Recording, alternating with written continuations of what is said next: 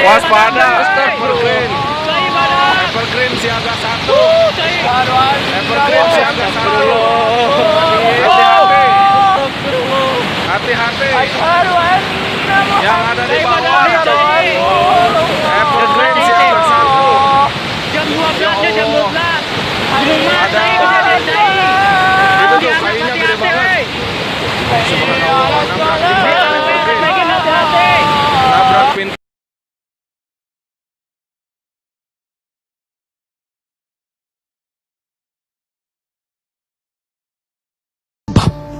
Mengapa musibah datang bertubi-tubi?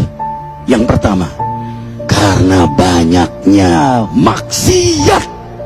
Surah Yasin ayat 19 yang kita baca setiap hari. Kemalangan terjadi, musibah terjadi, malapetaka terjadi karena dosa keterlaluan kalian kepada Allah. Yang kedua, karena banyaknya orang berbuat zalim. Dengarkan surah Qasas ayat 59. Kami tidak akan menghancurkan satu daerah kecuali para penduduknya banyak berbuat zalim. Anak durhaka pada orang tua, istri yang berani kepada suaminya, perampok, pembunuhan di mana-mana. Ini mengundang bala bencana. Yang ketiga, mengundang bala bencana karena kelakuan tangan-tangan manusia. Rum 41 telah tampak kerusakan di daratan dan lautan karena tangan-tangan jahil manusia, agar mereka merasakan akibat perbuatan mereka. Sebagian mereka merasakan akibat perbuatan mereka, agar mereka kembali kepada Allah. Yang keempat, bencana terjadi karena para tokoh melakukan kemaksiatan dan kezaliman. Dengarkan dengan iman, wahai penduduk Indonesia yang mulia. Bila kami ingin menghancurkan suatu negeri, kami perintahkan para tokohnya untuk taat kepada Allah, tapi mereka maksiat, tapi mereka berbuat zalim, tapi mereka khianat kepadaku dan kepada makhlukku.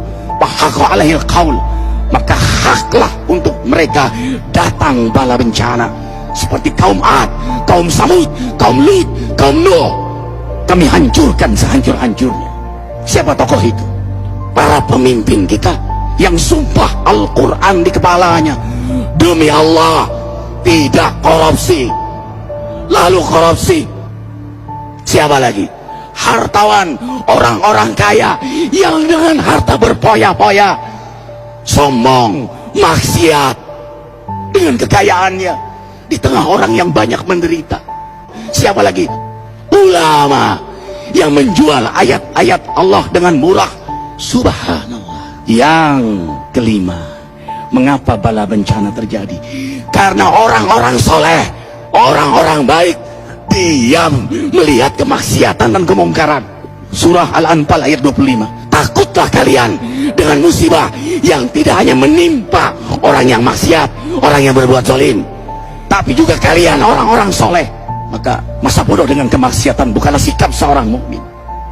Amar ma'ruf nahi munkar adalah amal cerdas. Yang keenam, justru karena rahmat Allah, karena peringatan yang Allah hadirkan agar hadir mahkamah kesadaran kita. Ikhwah, dengarkan dengan iman surah Al-Baqarah ayat 155, 156, 157. Kami pasti uji kalian dengan sesuatu yang buat kalian takut lapar, takut miskin, takut kematian.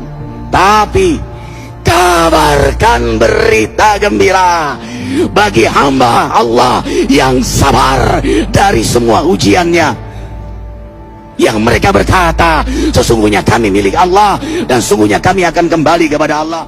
Yang terakhir, yang ketujuh, ada yang nanya, bagaimana yang maksiat yang selamat? Tenang-tenang saja. Yang berbuat zalim malah sukses. Di mana keadilannya?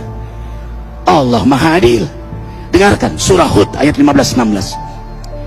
Barang siapa mencari kesenangan dunia, lalu dia menghalalkan semua cara, apa kata Allah?